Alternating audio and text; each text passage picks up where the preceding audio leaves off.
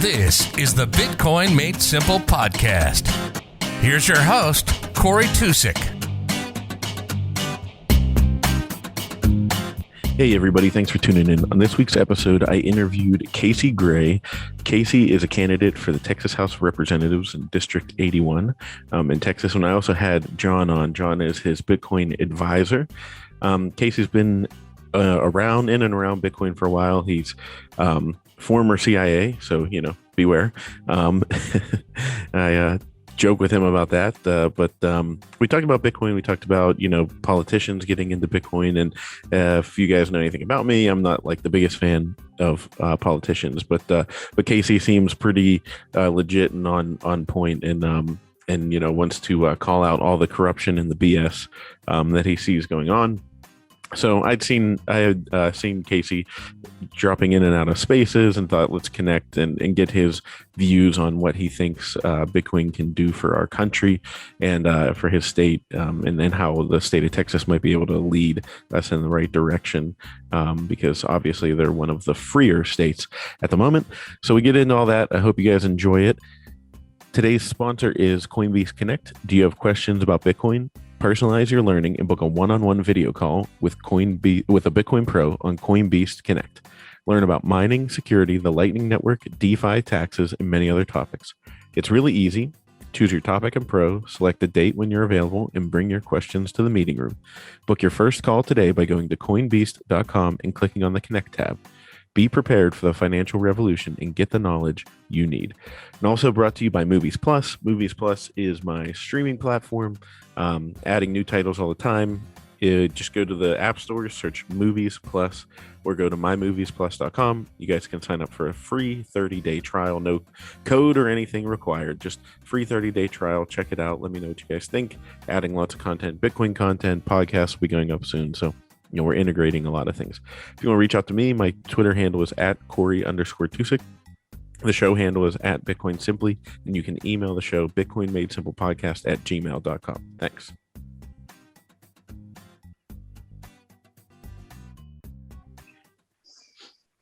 So you guys are, not to dox you, but you're both in Texas, obviously. Both things are a little different down there, right? The greatest country in the U.S. Things are normal here. People are living their lives. I saw on Joe Rogan, I think, who was it? Tom Segura. He was on Rogan's podcast, and he was talking about how coming from California to Texas, and like when they went out or something to like a soccer game, there was like a little bit of anxiety at first for them, and then they were like, oh, okay, no, we can sit here and live our lives and, survive, all that crazy stuff. So I'm in Pennsylvania. I lived out in California when I was on active duty in the military and working with the DOJ. And when I retired, I moved back home here to Texas. And I have a son that still lives there in Malibu, and he's here with me now. And as soon as he gets here, he has the mask on, the whole thing. And, I tell him, take that face diaper off. You don't need that in this state. And it's just like a blow away to him because we're in the airport walking around with no masks on. We're, doing our daily lives. It's just normal here. And, you get small things like John knows in Austin, there might be little pockets here and there, but, we believe in freedom here.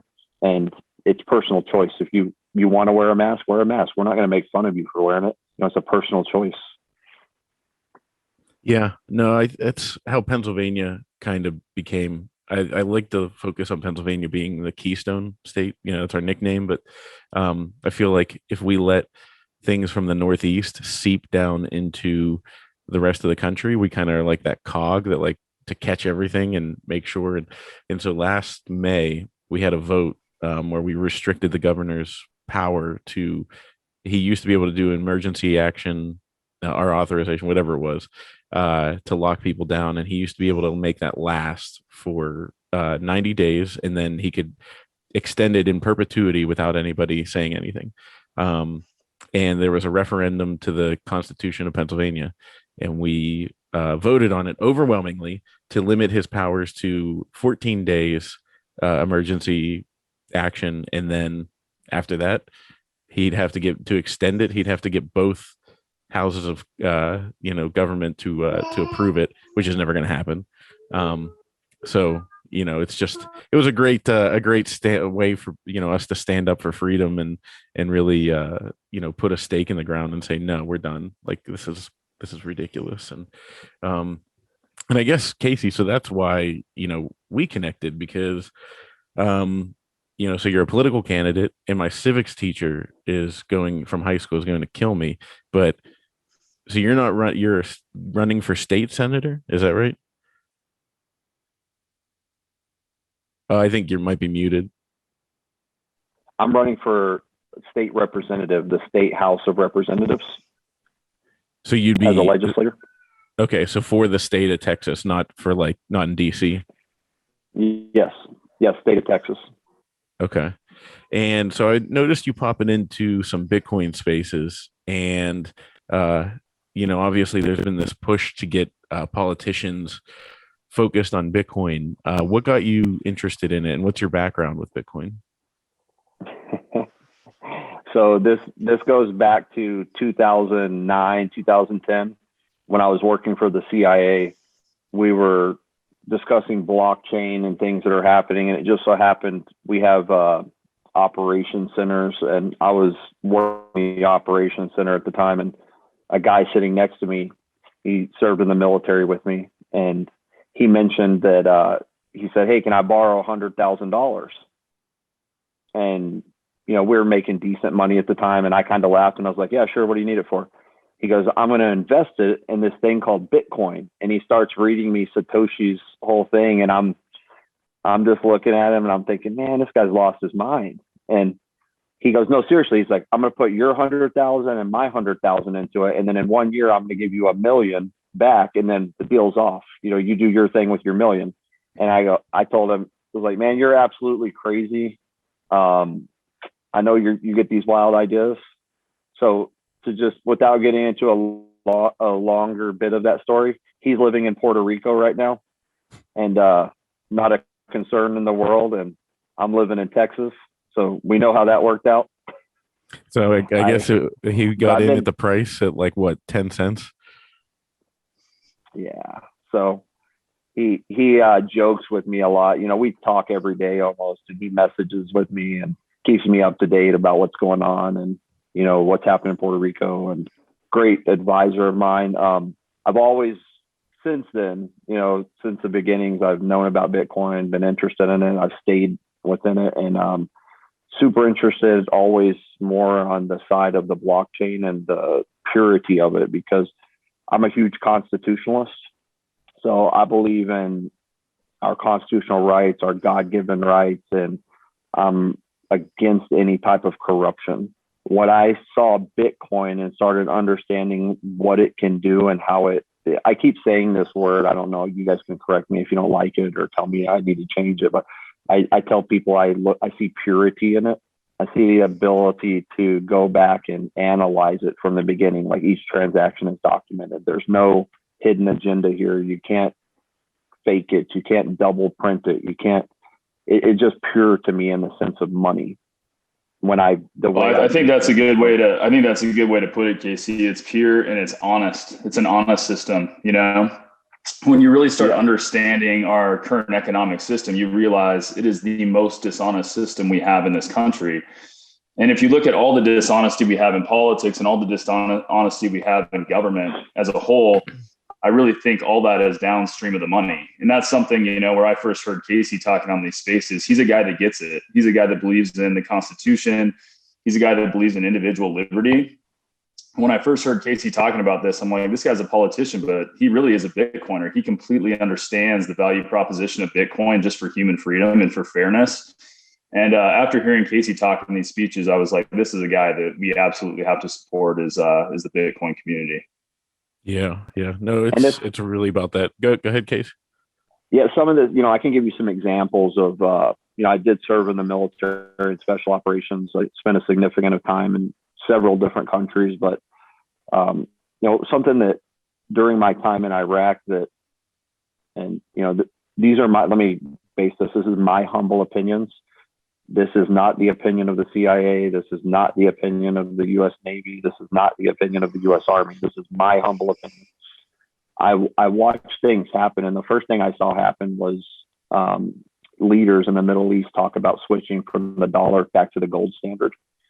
And as soon as this happened, I'm watching from the diplomatic side that they went from allies and friends of ours, whether it be on secret back networks, to enemies of ours.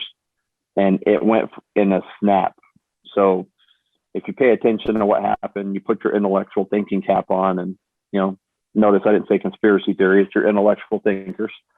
You look at what happened. Saddam went back to the gold standard, and immediately things started to change as our view of him. You look at the Kuwait war with Iraq, and Iraq didn't invade Kuwait to do collateral damage. They drove straight into Kuwait. They raided their Federal Reserve. They took all their gold. They turned around and went back to Iraq. It was a raid on their reserve for their net wealth. So when you start to look at these things, what would possibly make things like this happen?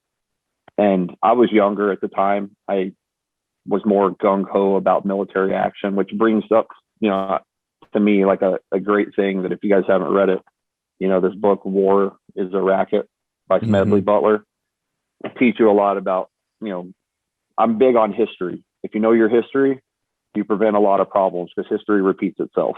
And we have repeated ourselves in this 20-year war that I've participated in, going back 100 years ago, and when Smedley Butler talked about the same exact thing happening and who the corrupt people were in this event. So we talk about all of this. You see that raid. When I was in Iraq, I watched us, land on the airfield pallets of $100 bills that we dumped and we exchanged to the country of Iraq for them to be on the, have the dollar. But all of their gold, what do you think happened to it? It's I don't know, where a rhetorical question. So they got a pallet full of, or a plane full of fiat money that they store in a building that they put lives around to guard it. Well, that building was raided and that money disappeared. All of that fiat paper money disappeared into the wild. There's a lot of things that go on here you start thinking about, but this gets back to, why am I bringing it up in this discussion? If we transferred and we were honest about it, we were transferring something that had backing, that had value, and that couldn't be corruptible, we could have transferred them that money in Bitcoin. If we would have done that, there is a way to track that from one account to another. There's transaction periods. It's an honest transaction. When you give people dollars, it's not an honest transaction. And, I try to talk to people about this. When you take $1 million, you put it in your safe. You believe, and I believe you have $1 million. We can all agree on that. But as inflation goes at 30% per year and it's skyrocketing up, is your $1 million, does it still have the same buying power each year? And, the answer is obviously no. It decreases by about 20%. So you got two scales happening, one on your left dropping and one on your right raising. If you're invested in paper money, you're losing. You're losing every day. And why are you losing? It's because governments manipulate the well, let me go back. Not governments, a private company, the Federal Reserve. There are bureaucrats manipulating the dollar and what its value is. So everything's changing. While houses are inflating, cars are inflating. And in Texas, let me give you a great example. I bought a Dodge truck back in 2007, my first quad cab Dodge Ram. Thing was about $50,000. 2012, I bought a new one. It was about $60,000. Today, the same Dodge truck that I bought in 2012 is $128,000. So if I had that same 60 grand that I bought in the bank that I paid for that truck in 2012, in 2020, it's different, right? Now, my point with Bitcoin, we invest that same $60,000 in Bitcoin in 2012. where would I be today? I wouldn't just be buying a truck, would I? You'd be buying a whole lot more. This is my point. Yeah, regardless of the ups and downs of that Bitcoin curve, like if you look at the graph, from the beginning to the end, we're going up. It's a solid investment. It's pure, it's true, and it's working. And this is why I'm so heavily invested. I try to educate people, and I'll break here in a second after this point for John. But the reason that I'm so interested in this is because when I tell you on the left, the dollars in the safe, that's the middle class and the lower class throwing their hundreds in a shoebox, betting on their future for their retirement. And then you got guys over here that are throwing money into Bitcoin instead of the shoebox because they're having a little bit of trust, a little bit of faith. Their shoebox is a lot bigger. It's up here. This shoebox keeps decreasing. So in my opinion, we're eliminating the middle lower class. Not we.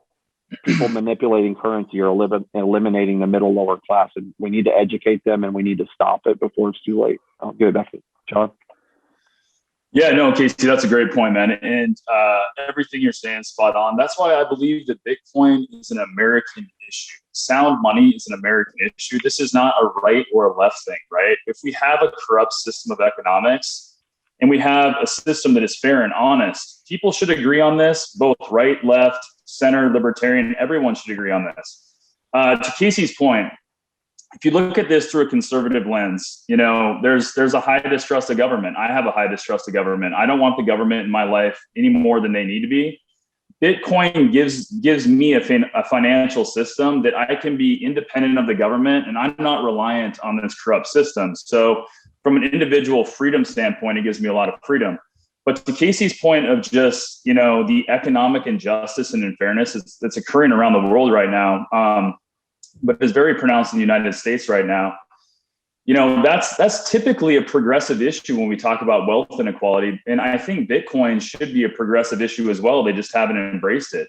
And so when Casey talks about inflation killing the poor and middle class, I mean, it is absolutely destroying the poor and middle class. So you can see from 1971, from when we went off a gold standard to now, the wealthy have continued to get wealthy by no more production in the economy, just simply owning assets because those assets keep increasing in value. And for the poor and middle class, they don't own assets. So with quantitative easing and the production of easy money, if someone holds assets, those assets just keep going up in value over time, and wages do not keep commensurate pace with those asset values. So, when I hear Casey talk about this, yes, he's a Republican, but he understands this from a human rights standpoint that both lower and middle class are absolutely getting decimated by this system of corrupt money. I think Bitcoin fixes this. And I think probably everyone on this call agrees that it's a human right that you have a vehicle that you can store your economic vibrancy into the future. And right now for the poor and middle class, they don't have that. So that's something that Bitcoin can fix as we move forward. So I'm excited about it. There's a lot of politicians seeing it. And, when I first heard Casey talking about this on our first spaces, I was very excited to see that we're making a lot of progress on this front. Yeah, and the reason, to answer your question, Cory, about why you see me in these spaces, it actually had nothing to do with Bitcoin specifically. I mean, it does in the sense of I wanted to protect when I say our community in Bitcoin. Mm-hmm. I came in with this is before I was even running for office. I came in and I wanted to warn people to be careful of politicians. And, if you guys may have heard me speak of this, I was trying to educate people on how the Patriot Act is a huge thing to me. Patriot Act is unconstitutional. It violates, it was brought up during a time of possible need. I'm not really sure we did need it, but it was brought in, and now during a lot of panic.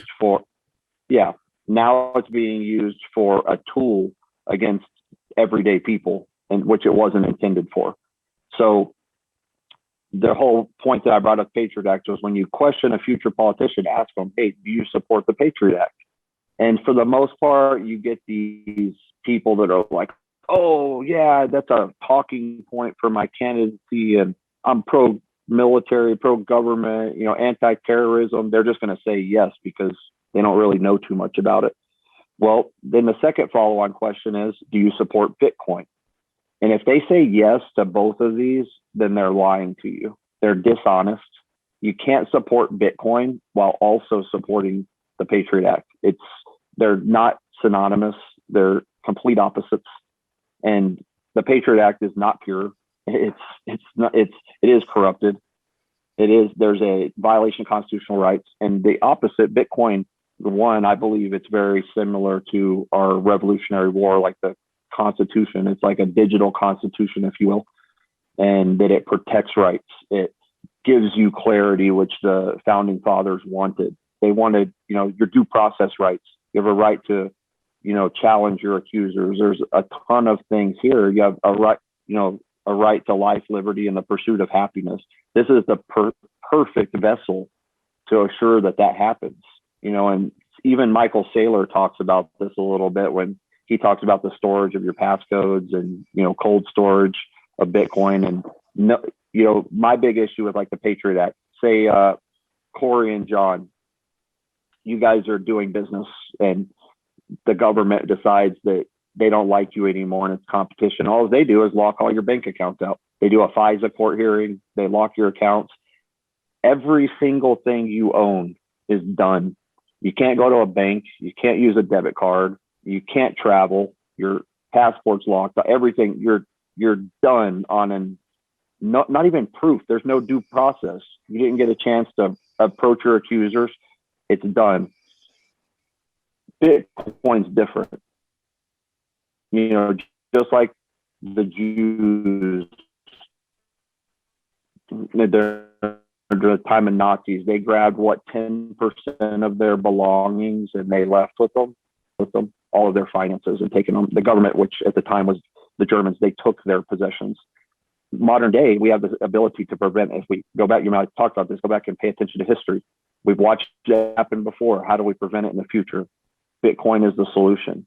You can walk away with all of your value on a hard drive. The passcode, if anyone stops you, try to take your value. Can they physically take your hard drive? Yeah, maybe, but is it worth anything? Nope. The value is in your head and your passcode. And unless you give that up, they can torture you, they can jail you, but if they kill you, they don't get it. Casey, it's a great point, man. They completely, and that's what they can't take it.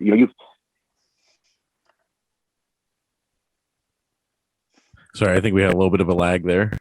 No, all good. I was just saying it's a great point. It completely changes the relationship and the dynamic between the individual and the state, where when you have a monopoly of money, you have complete control over the citizenry. And that's, in fact, something the founding fathers deeply warned about was central banking. This is one thing they talked about ad nauseum, never allow there to be central banking, right? Because it perverts the balance of power between the individual and the state.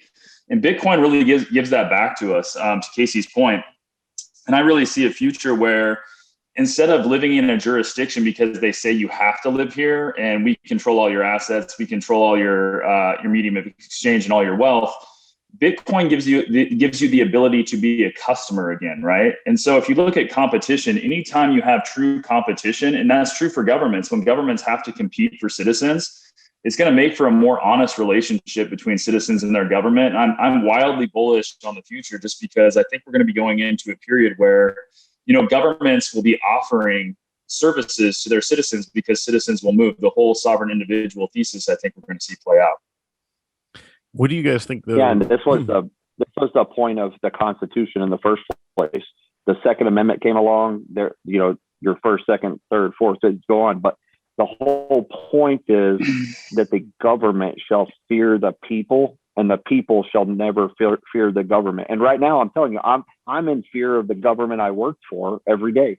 I'm in fear that the IRS or whatever reason they're going to be like, you know what, we're going to put a hold. And I have a personal experience where I was going through a child custody issue back in 2012. I went to dinner with a group of lawyers, their personal friends, and we did a thing where there's three of us, every third time you paid for dinner for everybody. So it was my turn. I pulled out my wallet, threw my card down, it got declined. I pulled out my debit card, threw it down, it got declined. I pulled out my second credit card, it got declined. Every card I had was declined. And I was like, hey, just let me run and call a bank. I had money in the bank. The bank had the state put a lien on all of my accounts, locking them until the court had a hearing on it. And it was completely unconstitutional. I had to end up suing the state. It got reversed and they unlocked them. But just the ability, it was like I was living in a movie. And it was so embarrassing, that someone else ended up paying for it, and it was, it worked out. But man, fuck, that was embarrassing. And it just gave me that taste of government that I fear so much. And I fear for everybody on it. You see it happening all the time, and it shouldn't happen. Yeah. I mean, they're at the point where, I say this, you have to be careful because, I don't know, I'm sure, being in the CIA, that they probably have recorded, they probably flagged me because I'm a Bitcoiner, and there's probably a file on me somewhere that says I'm a potential threat, even though I'm like the most non-threatening person in the world. But on that point, let me be real clear that the only reason people give the agency credibility, or federal agencies in general, is because of movies. It's more embarrassing if you had the inside look. Like if they did a documentary on it, you'd be like, holy shit, that's bad. Like, but they don't have that much control. It's still good street credible. No, I can't get into it, but I'm just they're still using Microsoft, like the old word processors. They're sitting there typing, like it's not even connected to the internet.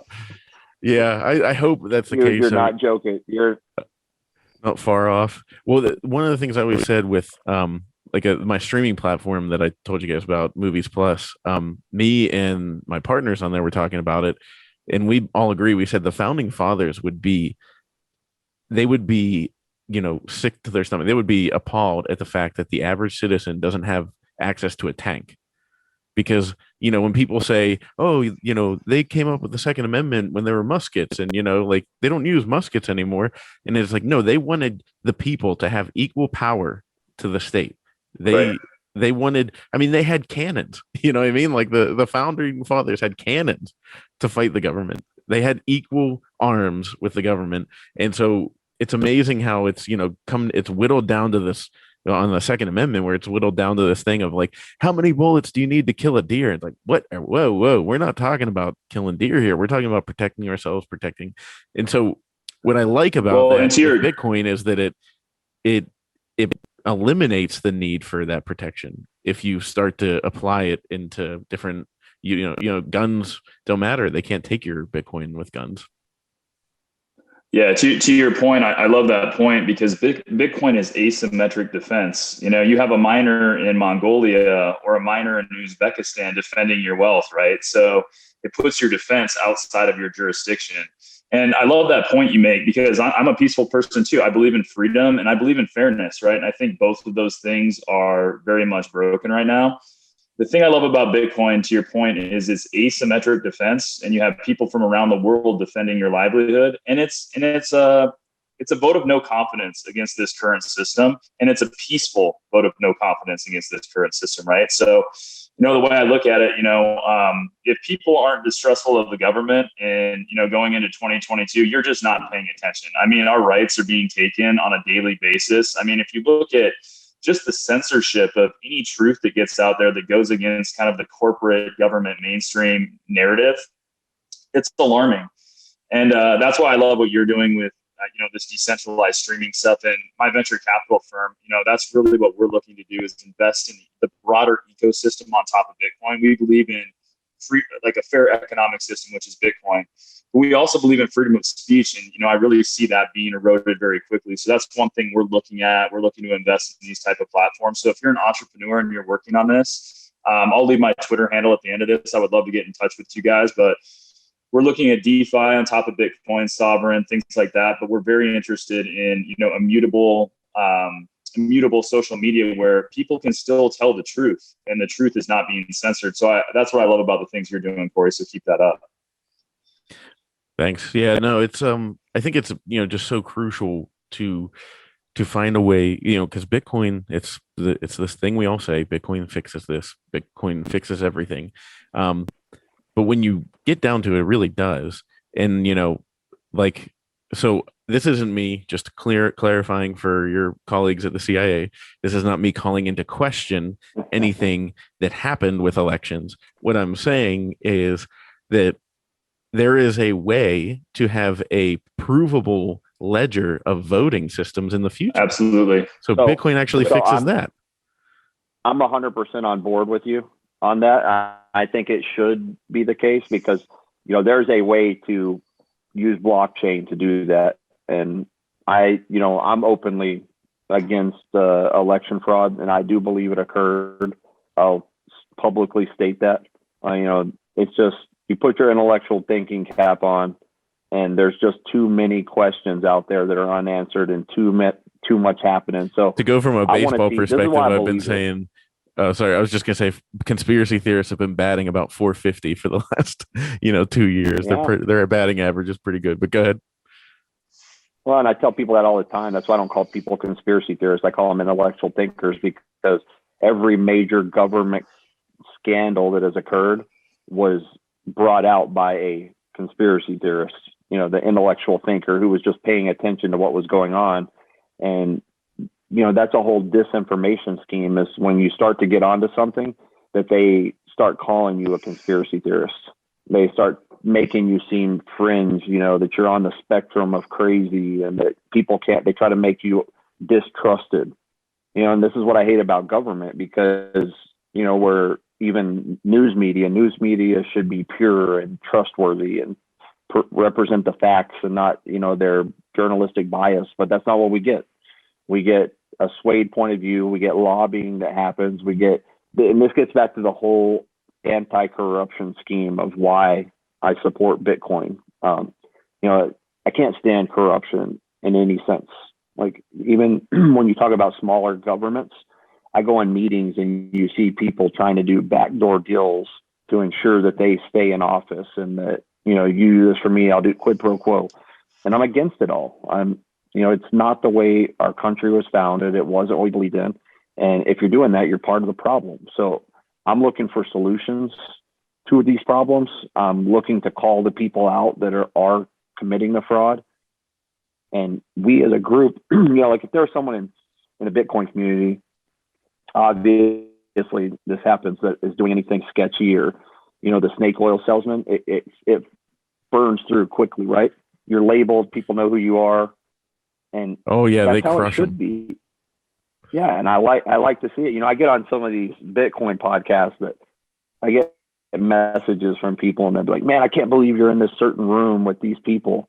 Because they're, I go to all kinds of them. Too toxic. I like to listen to them, man. They're your ground troops, though, and they talk, man. They don't hold anything back. They're yelling at each other. It's like unhinged, but I learn a lot from it, because I see like the thought processes, where their perception on what they believe is coming from, and they explain it. And they've been very kind to me. No one's been an asshole. I mean, sometimes they joke about the CIA and me being in the room and stuff, and I have to explain. They just say there's a spook in the room. Everybody watch out.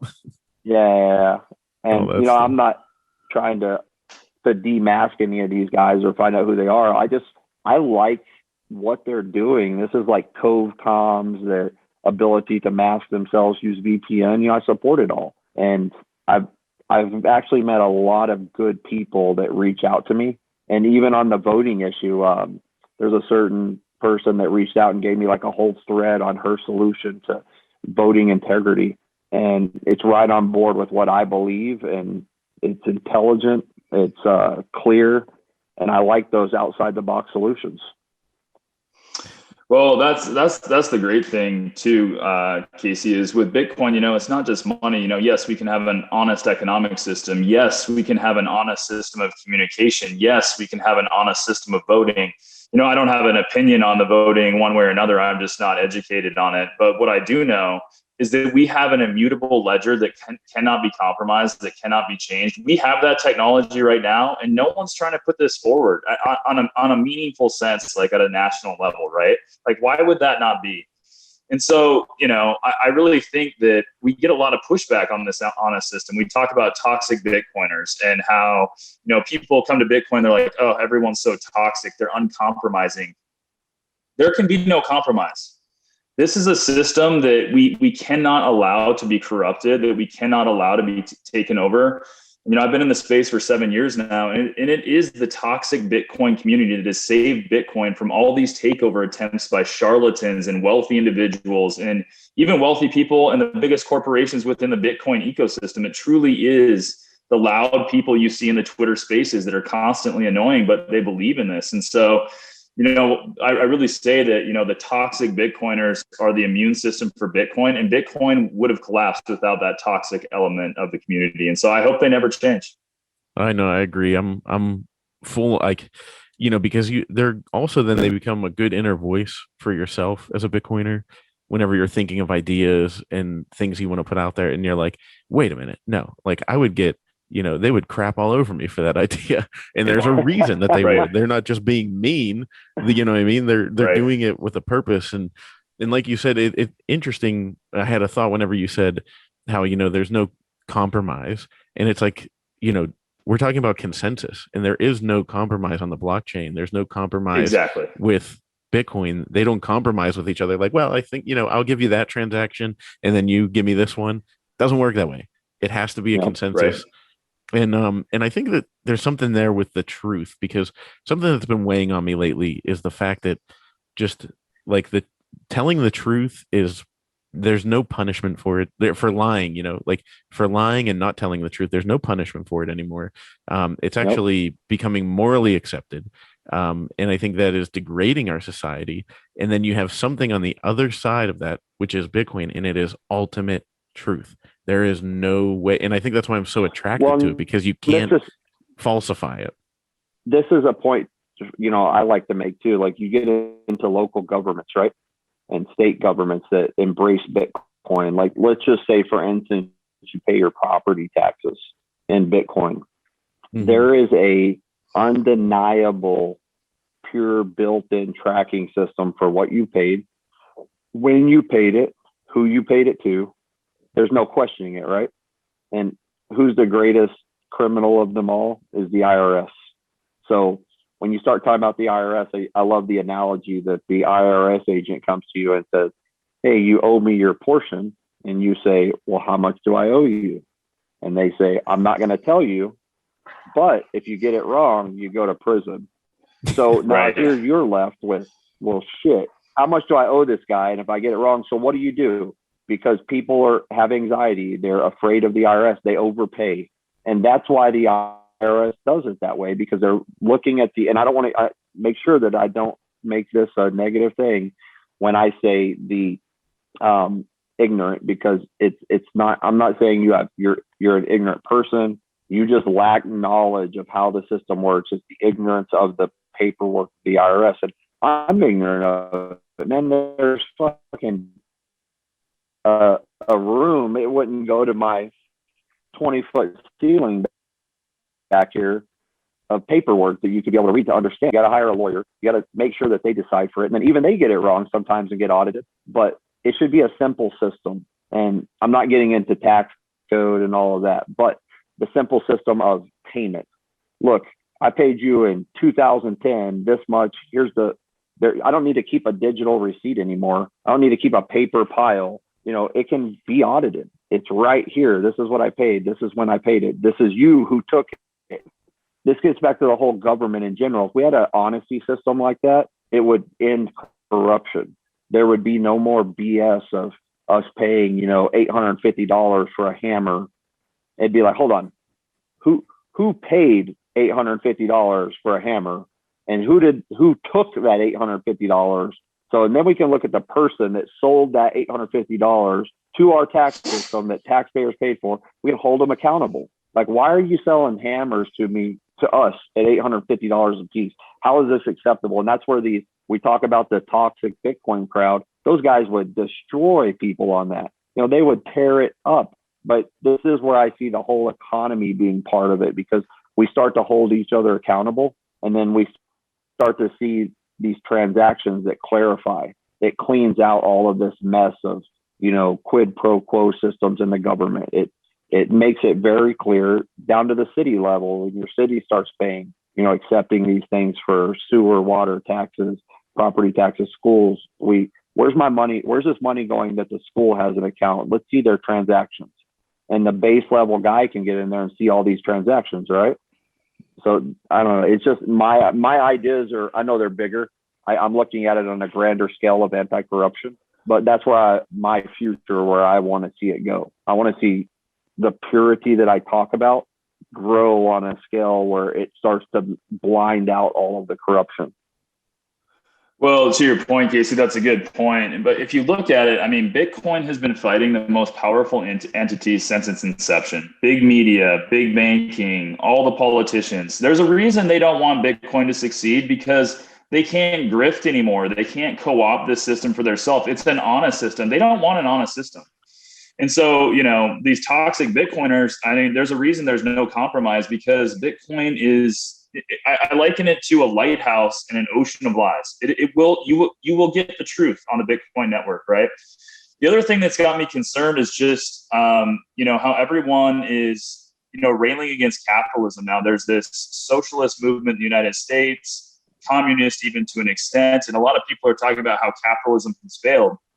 The thing that concerns me the most is we don't have capitalism in this country. We haven't had capitalism for 40 years. And the reason is we have a fiat money that is controlled by a small portion of people. The Federal Reserve is a private institution that controls our money. And what they do with it, when they print that money, they loan it out to the elite and the wealthy at zero cost, that they then put in assets, which exacerbates wealth inequality.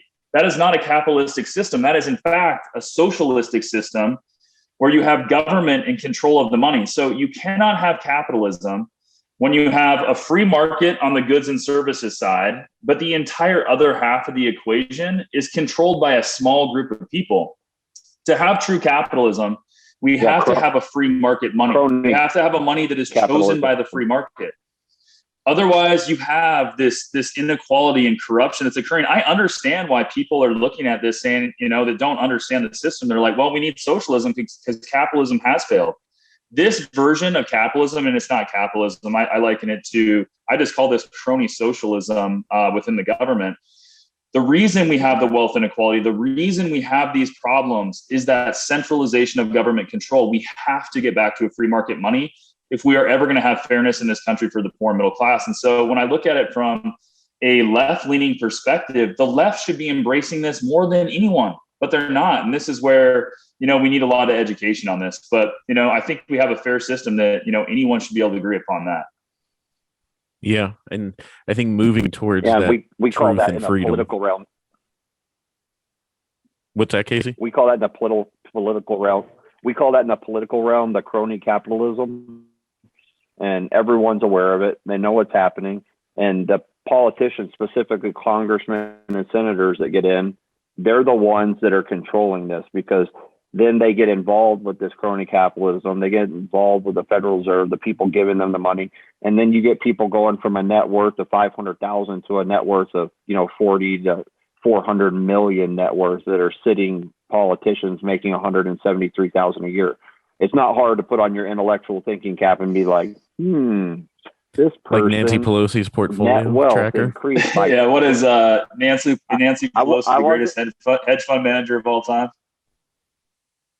I wasn't going to mention it, but yes. And then, a big thing that I see, I just listened to a podcast the other day it was about Bitcoin Beach, and people were discussing it, and there were liberals, the socialists on the left, the people on the right, kind of discussion, and it was really weird to listen because, again, I'm going to use the word ignorance. People have this ignorance of how private property rights work. And I like to compare Bitcoin to private property rights. Our country was founded on that people would come here, and everyone came here for this reason in the beginning, that if you came here, you could own a piece of it. You get to be a personal owner of it. a lot like Bitcoin, right? You get to own your own piece of it. You can be part of the 21 million club. It was the deal. What's happened now is you get people that are hijacking this on the socialist side. And this is my opinion only. They're saying, well, technically you own the Bitcoin, but you have a duty to share it with all of us. And I listen to this person talk about this and how, to me, they're trying to explain capitalism without saying capitalism. If we bring the people that have the money to a certain location, they'll spend the money on technology, on the local people, on the economy. The economy will grow because they brought the wealth. That's capitalism. That's how it works. It's literally trickle down capitalism. Everyone else gets wealthy around the people that come in, but they don't want to acknowledge it. And they want to say, well, it's more socialism or more, progressivism where you're going to share your net worth with me. Well, what I have a problem with is, it's just like medical school. You go to medical school, you know what they call the anchor man, or the anchor man's the guy with the lowest GPA. When they graduate, Doctor. You know what they call? Doctor. They call him doctor. So the guy with the highest GPA that paid attention, who busted his ass, who sacrificed, who didn't go drink beer, who didn't party, who didn't do any of those things, he's still called a doctor just like the other guy. Now you get into like this, communist, socialist agenda we got going on, and they want to pay everybody the same now. Everyone should get paid the same. So the guy at the bottom, that's the anchor man that, drank his way through his frat and partied and did his whole deal. And then the guy who busted his ass and studied and actually gets it and is a high quality student. Where is the initiative for the guy on the top to be great in that system? Why be great when you're not rewarded for it? And the only way for us to continue forward is to reward great people for great accomplishments. And the great example of that to me is Elon Musk. This guy started out. No, I know, but yeah, if you look at it, he's here in Texas. He has boosted our economy. People are bitching about him, and I love this whole Warren thing with him, Elizabeth Warren and Musk. Oh yeah, that's trashing great. him for paying taxes. If you look at if he takes every option on his stock options, he's going to pay more taxes than any human being in existence in 1 year. In 1 year, let that sink in, right? It's hard to believe, but those taxes, although I believe tax is theft, those taxes are going to go to, the state, to the federal government. It's going to greatly benefit everybody. If you look at Elizabeth Warren, she paid I don't have the number right here, but I believe what I was reading is like $5,000 last year or some crazy amount. This guy has paid billions in taxes, and you got this woman who lied about her Indian heritage, who lied on her college application, who lied to get into Congress. The whole system. She like is her private like jets. the most corrupt. Yeah. She's like the most corrupt of all politicians. And on the flip side, we got Elon Musk talking about, cryptocurrency. We have him accepting Bitcoin for things. Someone posted yesterday, they said they put the total net amount, I think it was $12 billion that he had paid in taxes, and said, I trust Elon Musk more with the $12 billion than I do the U.S. government. And, it's crazy that resonates. Like when I read that, I'm like, yeah, me too. I would rather him keep the $12 billion and reinvest it in the economy and keep us going, than our own government. And man, just the ability that even a guy like me has that thought process, man, that's scary. That's scary that we have that much distrust in our government that we don't even trust them to manage, and the government has a history of this financial mismanagement. If we turned over all of the bordellos and whorehouses to the government, they'd bankrupt them in, a week. It's just how the government works. They're inefficient. They find ways to commit fraud, to, just top to bottom. They well, there's really no every incentive for innovation and efficiency, right? Because they're not rewarded. They're rewarded for ass covering. You know, there's no one saying, "Oh, you were really bold and courageous for this strategy. This really worked out great." I mean, how often do you hear that out of the government? Never. And so what it is, it's about not doing things. They want to not do things because they want to cover their ass. So they're just terrible capital allocators because there's no incentive for them to really improve and make monumental strides. It's more if something goes wrong, they want to cover their ass. Where you're an entrepreneur, you know, they've got to either make it or they don't, you know, and that's the deal. Yeah. Well, this gets. Oh, go ahead, Casey. Well, this gets into my district specifically where I'm running at. My opponent, he took a large sum of money from a nuclear waste plant as a campaign contribution. And then he railed against the nuclear waste plant in public.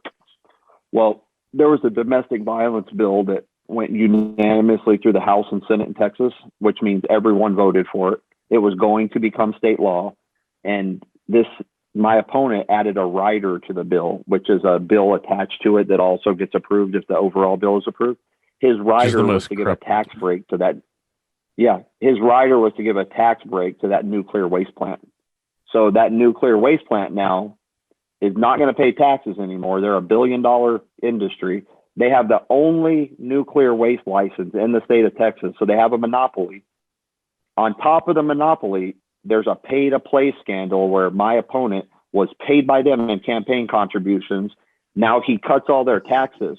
Well, Governor Abbott, to his credit, actually pays attention and reads bills. And he's like, what's this rider? He pulled it up, he read it, and he goes, well, I just want everyone in the state of Texas to know I'm vetoing the domestic violence bill because Brooks Landgraf added the rider to give the tax break. And it became public, but it was swept under the rug. No one talked about it. The news didn't jump on it. And it's a big deal. So I brought it up to people and I called them out at a forum on it.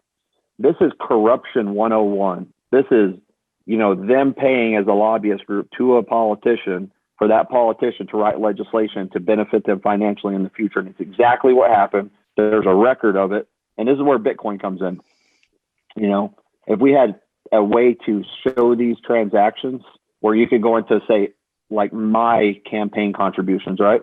And I'm very honest about campaign contributions. I'll tell you guys right now, like, I think I looked last night, I got $81 in Bitcoin donations since I started taking them on OpenNode, which I'm grateful for, man. I even had a $1 Bitcoin donation. That's better than nothing. More than that. Yeah, but then I got like 2,700 in campaign contributions. And it's so far, and I haven't really been asking for them, but people, when they see political campaigns, they see corruption. They see, why should I participate, especially in the Bitcoin community? Why should I participate? And this is my slogan, my sell to them now that we're getting on board and talking about it. It's an investment. You're investing into the future of our country, the future of Bitcoin. And if we don't take the fight to, on Bitcoin side, there's a war going on, make no mistake. If we do not take the fight on the legal side, and I say through legislation, we're going to lose. Because right now what's happening is politicians that are corrupt already are realizing there's competition to their corruption. They're in jeopardy right now. Their stranglehold for the last 100 years is starting to let up because something's squeezing in there. So they're holding these committee meetings trying to figure out how they can fight it, how they can circumvent this, and you can't. It's unstoppable. It's a movement. But what you can do is make it very difficult through legislation and start making things illegal, highly tax them, prevent it from becoming any type of competition. And we need statesmen, not politicians, or someone like myself that when I'll get on, and I'll make this pledge right now. If I get elected, I will come back on your podcast on a regular basis and you can ask me about this pledge. Hey, let's see some transparency. Tell us about who are the corrupt politicians. I'll name them. I'm not going in. It's not a frat. I'm not going in there to be friends with them.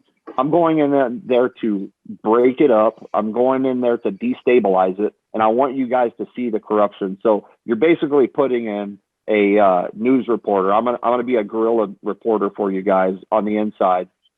And I'm going to tell you, look, this guy's corrupt. He's voting against this bill. This guy's holding it up in committee.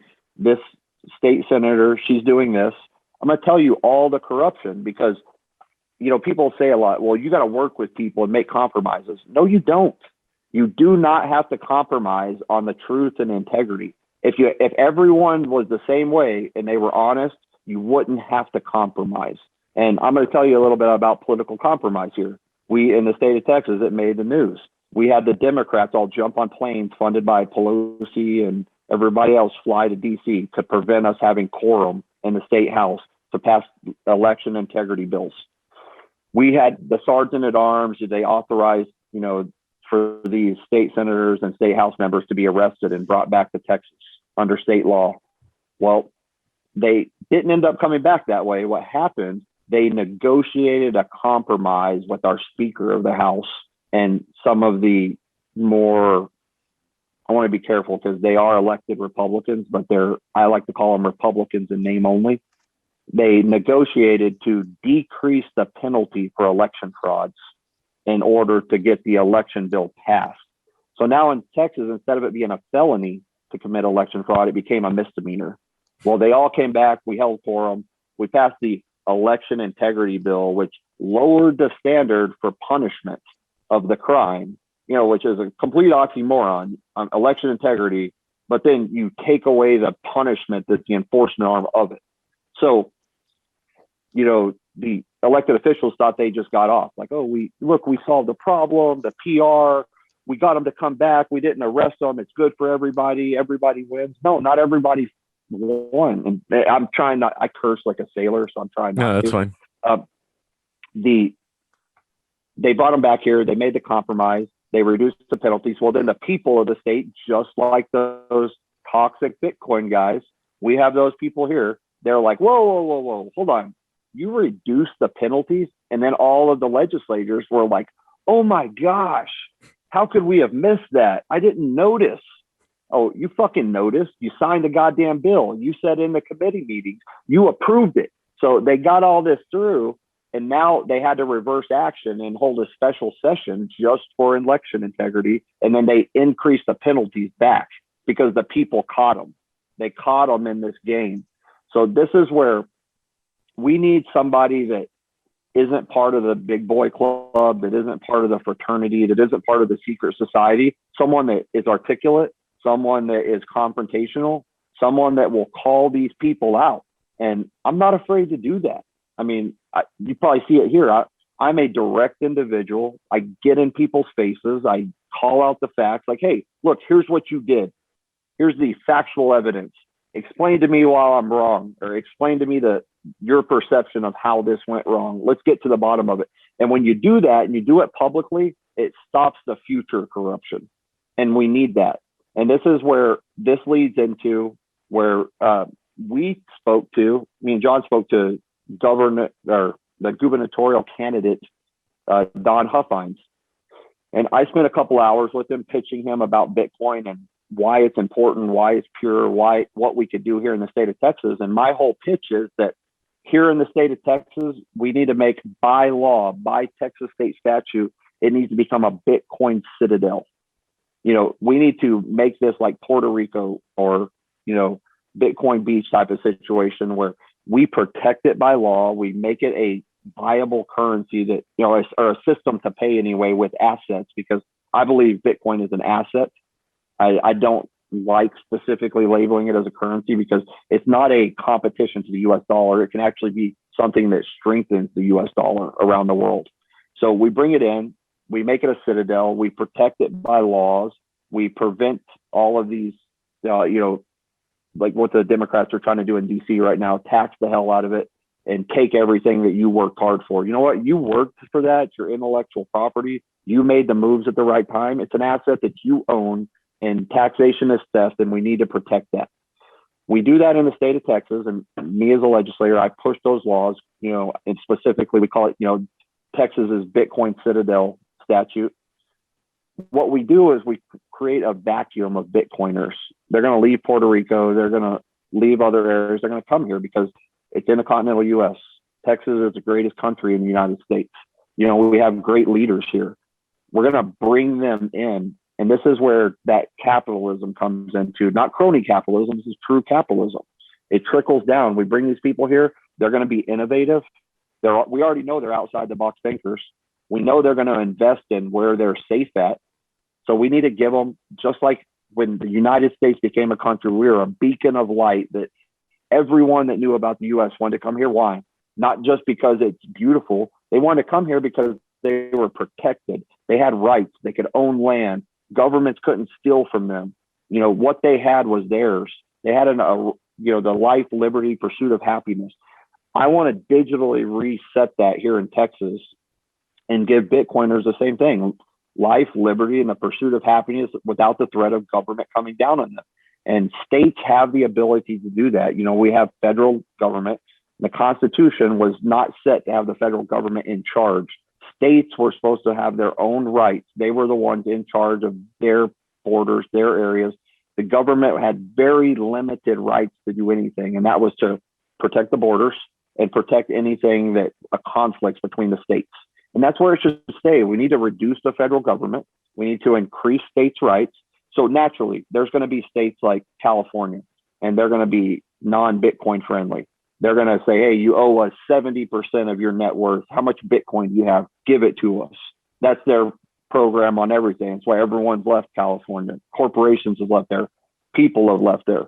But that's fine. Let them have that. I'm supportive of that. Let them have purple hair. Let them have, gender neutral sports, whatever they want. I'm cool with that. Do your thing. Steal people's money, because the people that want to have purple hair, the people that want to steal your money, and the people that are cool with socialism will go there, and they can have their socialistic ideal of utopia in California. And let's wait and see how that plays out. Now, in the meantime, when it doesn't work out for them, there's going to be great states like Montana, Wyoming, Texas that are opened up, and they're going to be like, hey, look, I tried my hand at socialism. I'm going to go switch over and try some capitalism. And people are coming to Texas every day. They get here and they're like, holy shit, I don't got to wear a mask. People are respectful to me. People like that I'm here. People wave at me.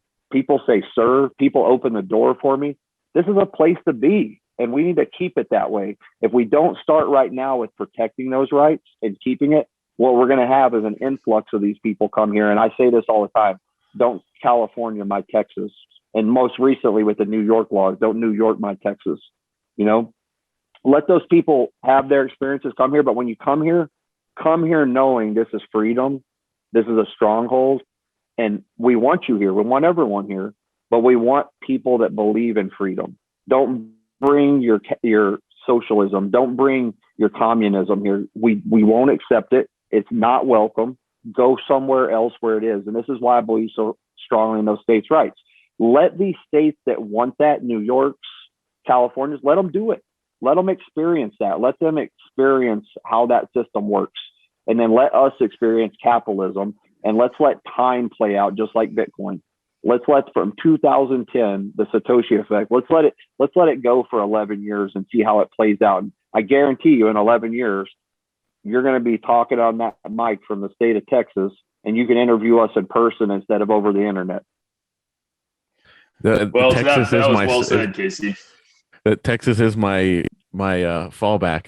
Because I was like, if Pennsylvania goes, I told my wife that's I'd love it to be a coastal, like something like North Carolina, South Carolina. Like I love the beach, and I know there's some, on the Gulf there or whatever. But yeah, I told my wife, I said if I mean where we're moving to, I just like posted on Twitter. I found out where our new house is. If I have a quarter tank of gas, I should stop to get gas, because I might not make it to a gas station from the driveway. Whereas where I live now, it's like 5 minutes down the road, 2 minutes down the road. I can choose which gas station I want.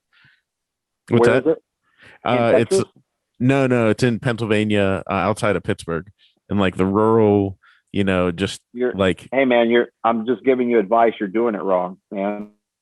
If Texas isn't your plan A, you're doing it wrong. Well, I wouldn't expect you to say it any other way, right? No, but we welcome you. We want you here. We want you to be part of the solution. So I get it that people are loyal to the states they're in, but man, everything's bigger here in Texas. and including freedoms. Well, it's funny too because one of my business partners was out in LA and he'd been there for like 10 years. Now, granted, he's from Texas originally, but LA got so bad that him and his husband moved back to Texas away from California because California has become just a complete shit show. And, you know, everything's falling apart out there. You know, you couldn't do anything. And he was like, Texas, it's as if he's like, when we landed here, it was like as if COVID didn't even happen. He was like, it was just back to life as normal. And he was actually recruiting me when we were buying. He kept sending me houses like near his neighborhood.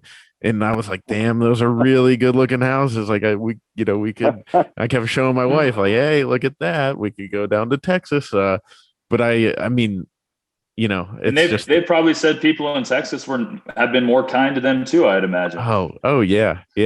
And that's the funniest part. That's the funniest part. You know, I moved down here and there's just like, because I was living in Seattle before, and you know, there's just this Seattle? Tension, but no, I'm from Montana originally. So, okay. You know, I have, you know, Montana is very similar to Texas. So this feels like home to me. You know, it's kind of a very libertarian ethos there.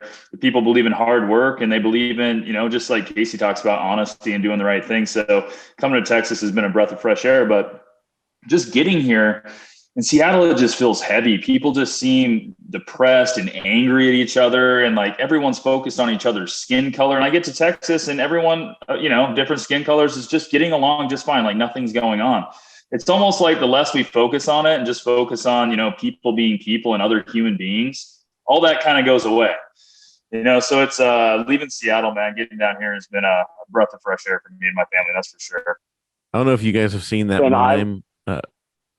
I was just gonna say, have you seen that meme of I call it a mime, Jesus.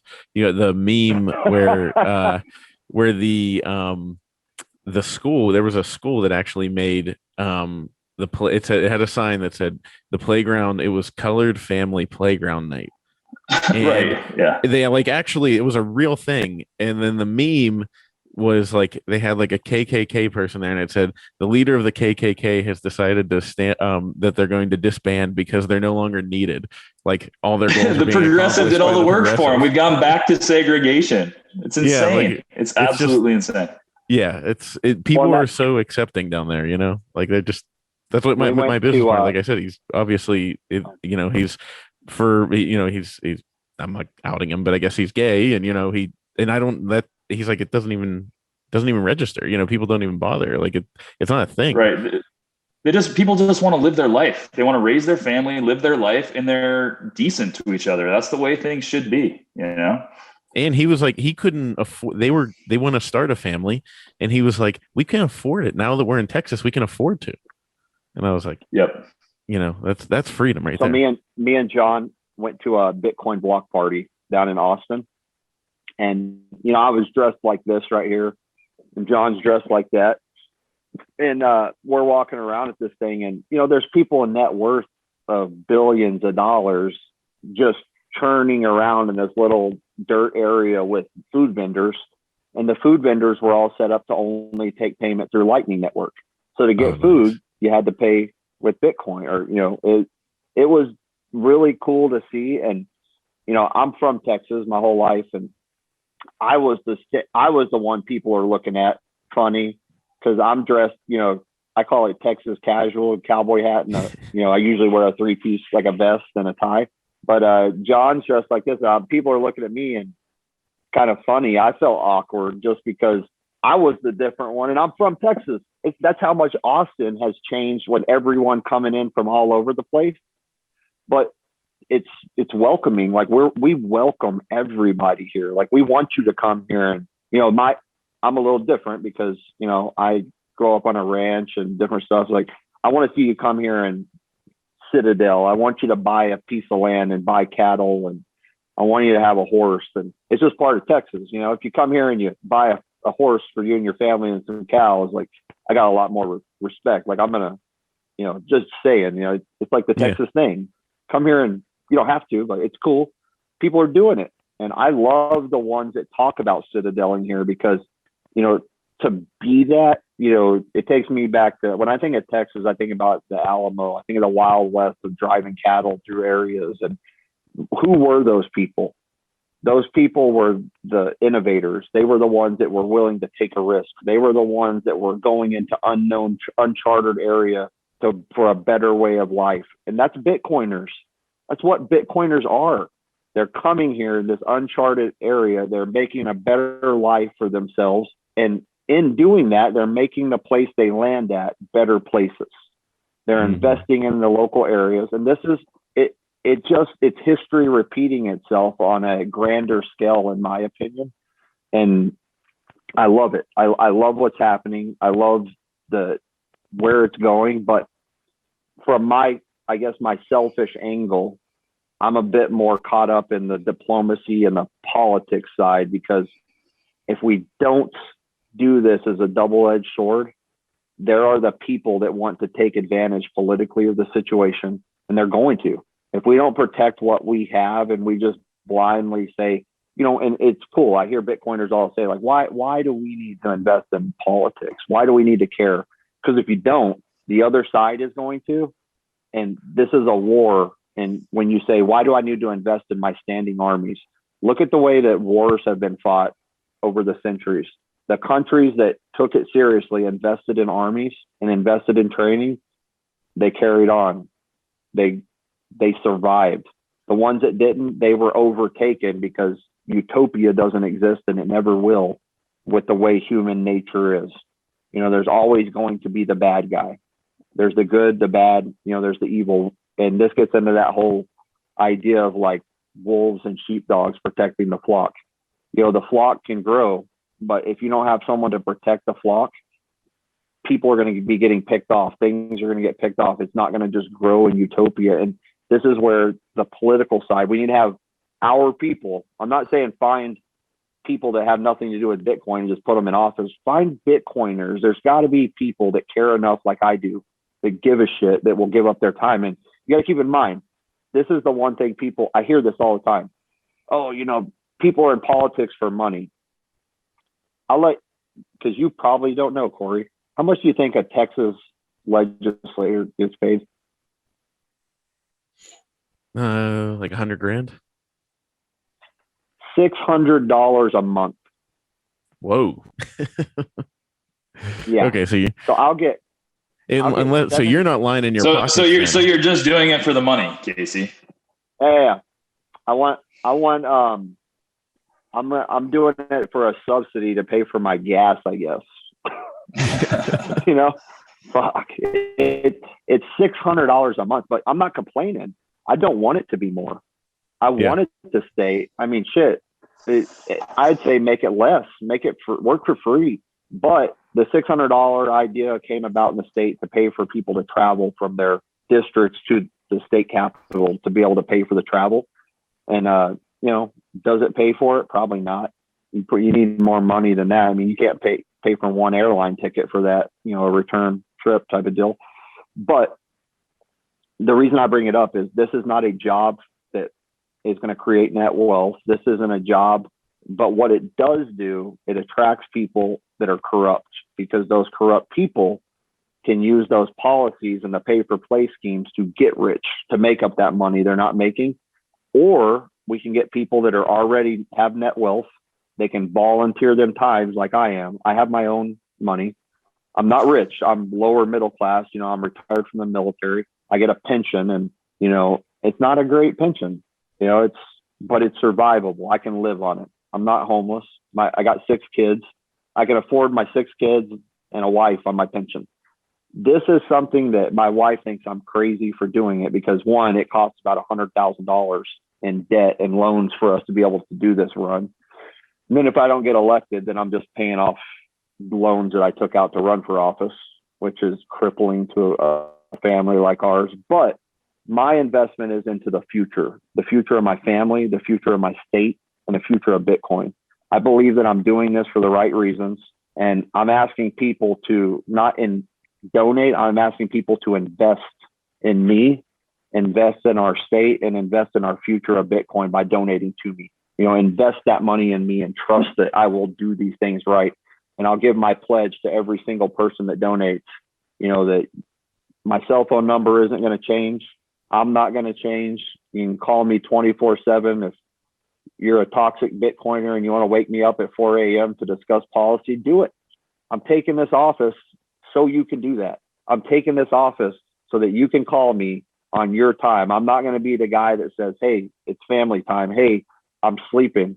You call me, I'm going to wake up. I'm going to talk to you. We can go over policy. We can go over what the future is. I'll come to meetings. I'll fly to DC to protest the federal government on what they're doing to our state. We have a governor elect. Hopefully he gets elected. Maybe even if we keep the one we have, he has some decent Bitcoin policy so far, whatever it is. But we need guys like me to run for office that are going to have unquestionable integrity, that are going to fight for you, that is going to answer the phone, that is going to, you want a meeting? Hey, I'm in the state capitol at this time. Walk in. I got to sit in the waiting room. Come in. Or let's go grab lunch. Let's go grab some brisket and, talk about this. It's Texas.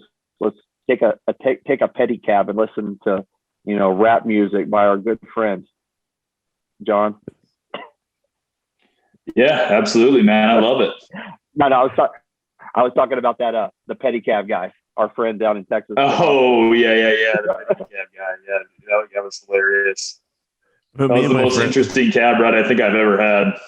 Well, me and my friends put it we put 1,200 pounds in a pedicab one time, and the guy actually our bodies. We were doing the math while we were. Okay. No, go ahead. I think there was a lag there. Go ahead, Case. Oh, sorry, I lost. Yeah. No, I was bringing up that guy. He's a Bitcoiner, and me and John rode from one Bitcoin meeting to another one in a pedicab, and got to listen to some of his Bitcoin rap music. Yeah, nice. he also raps about conspiracy theories. I don't think I've ever laughed so hard in my life. I was dying. That's awesome. So you're going to be the toxic state legislator.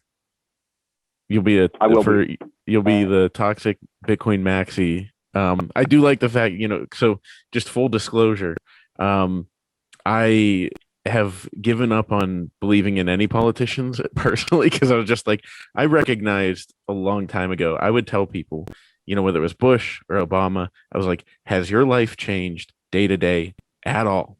And it hasn't, but they might think it has. It depends on their perception. But things on the macro have gotten much worse. And so I will say this, that, whenever I saw politicians jumping on Bitcoin, I was like, some people are going to jump on just to try to snag some votes. But Yep. I'll give you credit, because that does not sound like you. That does not sound like what you're trying to do. I'll make a campaign promise right now. I will publish my open node donations weekly. If that's what, maybe I should just start doing that anyway, just for clarity, so that people see. It doesn't show who donates, but it shows the amount. And, I'll be open about campaign costs. Hey, look, signs are going to cost me 20 grand right now. I just got a quote today about paying for the signs to put out. The commercials cost me, going out I don't need money for my personal things, but I'm billing for signs. I got to walk blocks. I got to do all this stuff. This stuff gets expensive quick, and I'm looking at spending. I need about $250,000 to win this election for all the campaign materials, like mailers out, TV commercials, radio ads, all of that stuff. It ain't cheap. And, people don't have to invest. If you don't want to invest and you just want to gamble and hopefully it all works out, that's, some people do that. Well, we could just all sit back, but I'm not willing to do that. I'm investing in my own campaign. I'm investing my time, my family's time, my mental health, my emotional health, my physical health into this. I'm a disabled veteran. I got a lot of medical issues. I go to bed every night just feeling like I got hit by a Mack truck from walking around, but it's worth it. I'm not complaining. I'm telling you, I'm willing to make those sacrifices for everybody to make this a better place. So if you guys have anyone listening to this, you hear this, you want to contact me, and you want to me to do something, a campaign promise, I'll sign it on a piece of paper. I'll do it. I'm a straightforward guy. There's no benefit here for anyone other than freedom and democracy, our Constitution. That's who wins in this. And I just want to be a messenger of it. I want to be the runner for you guys. When we have a problem, I'm the one sending that message to the state house and saying, no, we're not doing that. The people don't want it. It's unconstitutional. And we don't have it right now. We simply don't have it. We don't have our own weapon of war to protect Bitcoin. We don't have our own people that are the advocates for it. We have them in the community, but I'm talking about advocates in the state houses. And I don't like the word politician. I'd prefer if you called me a statesman. And that's what I want to be. I want to be a representative of the people. I want to be a statesman. I never want to be referred to as a politician, because I'm not going to sugarcoat and bullshit you. I'm going to tell you the hard truths. And if it hurts your feelings, so be it. You're going to fucking get over it. But you need to hear the hard truths of what's happening and what's going down in the state house of legislation, so that we can take those hard truths, we can set on them, think, digest them, and then decide a course of action forward, a solution, if you will, a citizen solution moving forward. And we don't get that right now. We get the, I joke, shaking babies, kissing hands thing. We get the people that are out there holding babies. Look at me, shake your hand. Yeah, I promise I'm going to do this. And John, as a witness, I'm not going to name this person, but I approached a politician and I said, my fear from you is that you're going to take all of my ideas and you're going to exploit them as your ideas. And then you're going to forget who I am. And you're going to say, oh, I don't pretend you don't know me, after you rip the whole idea to use it for a political benefit to yourself. He said, he assured us, I would never do that. That's not something I would ever do. I'm a man of God, the whole thing. And then he did exactly what I feared he was going to do. But, I'm just telling you, there's those people out there. I'm not going to be direct. I'm okay with people taking, let's say Bitcoin specific. If I give anybody an idea and I talk to them and I recruit them into, and this isn't a cult, this is our movement. I recruit them into purity. I recruit them into, our side of things, believing that we can make this move forward. If they use that for the benefit of the movement, I don't need to be recognized for that. That's a positive thing forward. And that's what I've been doing. There's a congressional candidate running and another state rep candidate. I've spent hours convincing them, giving them books. Like I have them right here on my desk, The Sovereign Individual. This isn't specifically, but it's good to know, The Price of Tomorrow by Jeff. And another one, this is more of just business stuff that I, tell people, is read this book, Confidential by John Nolan. I tell guys, use these tools that you have, read these books, watch, get on every morning. I'll break you guys into my morning life. I get up at 6 a.m. I throw my ear pods in and I turn on Michael Saylor and start listening to him talk about Bitcoin. I listen to Jeff Booth. I just go in and you can pretend that you know everything in life, that you got a solid grasp on what Bitcoin is, your idea of it.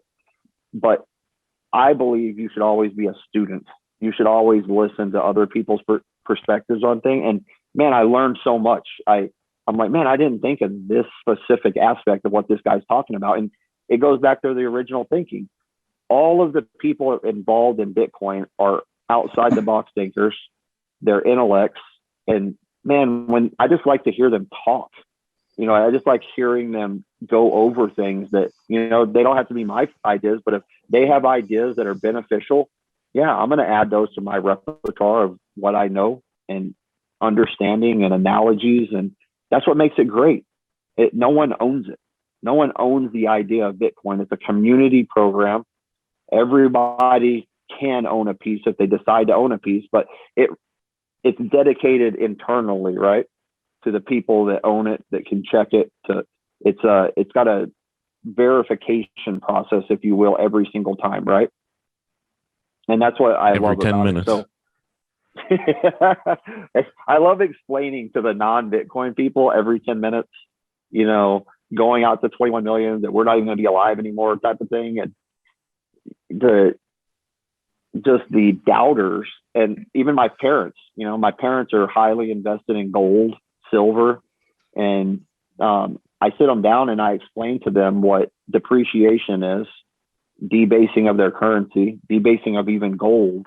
And I explain to them, how the inflation's going, deflation, how it affects the money, their wealth they believe they have. And man, they get scared. They're like, what do we do? And I'm like, do you not listen to me? I'm telling you the future. I'm not telling you to sell everything or get rid of it all, but diversify. Have real estate, have Bitcoin, have gold, if you want dollars, have dollars, not for me, but the weight of your investment shouldn't be in the dollar. And I explained to them how buying power decreases every year, your left and your right, like I started with, and how inflation takes away that buying power. And eventually, if you sit on that buying power for 10, 20 years, you're going to have lost a large portion of what you perceive your net worth being. So you have an opportunity. And we had a space yesterday on Twitter where someone questioned me about, well, what about the ultra poor? What about people that can't afford Bitcoin? There's no such thing. It doesn't exist in this community. And the proof of that is my OpenNote account. I got a $1 donation on Bitcoin. You can buy $1 of Bitcoin, right? And I told a lawyer that was on there, he's the one that brought it up. And I go, hey man, you don't need those fucking venti Starbucks cups you drink every day. Take your $5, $10 you're investing in them, buy Bitcoin every day for the rest of your life. If you spent that, you're going to be wealthy on that investment alone because of the way Bitcoin increases in value. So everyone has a chance to participate and donate. I was going to say donate to themselves, but for the cause, but to invest in themselves with Bitcoin. Invest your money in it, hold it, and watch it grow. It's, we've seen what happened in the last 10 years, 10, 11 years, right? Going on 12. And another guy, an economist, argued with me in the same group. And he told me that Bitcoin was just like the housing bubble. It was a bubble that was going to pop and we were all going to lose everything. And I told him, I was like, well, you want to make a personal bet with me? And he's like, yeah, I'll make a personal wager. And I was like, I'll bet you 2 pizzas that you're wrong. And anyone that has Bitcoin understands the symbolism of that. And I wish What's I that, about $10 billion worth of pizza? Yeah. I wish I had that Bitcoin he paid for those pizzas with. Yeah. What was it? 10,000 Bitcoin? Which, yep. You add 4 zeros to the price of Bitcoin today. Jesus. That's like a $50 million. Well, and that's why when me and John were at that Bitcoin block party and we were paying for tacos in Bitcoin, I just think like, here we are history repeats itself. Sometime me and John are going to be kicking back, dying, laughing how much we paid for those damn tacos with the Lightning Network. Oh yeah. It's absolutely true. Well, Casey, John, guys, I really appreciate you taking the time out of your day. I mean, this is a great rip. And I think we should do this again because hopefully we'll get you in the Texas and you'll be in the Senate and you're gonna be House of Representatives or Senate. Like I said, my civics teacher's gonna kill me. House of Representatives. I'll be a Texas legislature in the Texas House of Representatives for House District 81. And, I'll selflessly plug this here. I need, and I am asking humbly for your investment in my campaign. Anyone who is willing to make an investment in Bitcoin and our future, our country, I humbly ask that you do invest in me and believe that investment will, just like Bitcoin, reap rewards that are unimaginable. Yeah, just to piggyback on that, guys, as a longtime Bitcoiner, I personally believe that Bitcoin is inevitable. On a long time frame, 75, 100, 200 years, Bitcoin wins. It's a better system, right?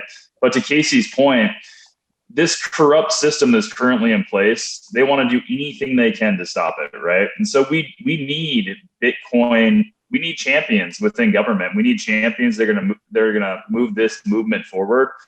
And Casey's one of those guys, man. I've had a long time with him now, and I'm telling you, he embodies the Bitcoin ethos. So as a community, we need to get behind him. And so anything we can do, Casey, just let me know, man.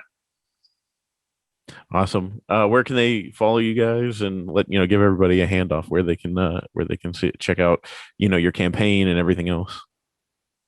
So everything on me is Gray, Gray for Texas. So my website is grayfortexas.com. My Twitter is grayfortexas.com. My Instagram is grayfortexas.com. My Facebook is grayfortexas.com. So my phone number is 432-212-6049. And my email address is Gray, CGRAY at grayfortexas.com. Is that your cell phone? You just gave your cell phone out. Yeah, that's my personal cell phone. It's out there. So I'm doxing myself here. My open node link is on my webpage. If you go to my webpage in the donation tab, there's a button that says donate in Bitcoin right there. And if a requirement to donate to me is you want me to personally screenshot my open node every 7 days, have someone, you only got to say it, request it, and it's done.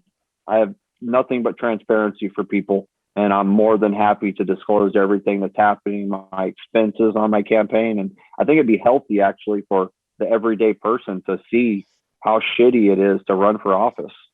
I mean, it's horrible, and financially it's just a train wreck of costs, what it costs. So I'm happy to be transparent. And if one person has to ask, tell me what you want, I'll do it. Awesome. And John, where can they check you out at? Yeah, Cory, thanks for having me, man. Had a blast. So I won't give as much detail. I'm going to remain a little more private than that. You can follow me on Twitter. My handle is just Bitcoin Unites Us. And I'm also a writer and contributor to Bitcoin Magazine. So you can find me at Bitcoin Magazine. And your VC firm, you want to plug that? It is 21 Sovereign Capital. So yeah, if you're an entrepreneur and you're working on decentralized solutions on top of Bitcoin layers, we're very interested in DeFi on Bitcoin. We're very interested in immutable social media. So if you have something, I'd love to catch up. Awesome. Well, thank you guys so much for coming on, and I look forward to doing it again. Awesome. Thanks, Cory. Appreciate it. See you, Casey. Thank you for the time. Yep. Thank you, guys.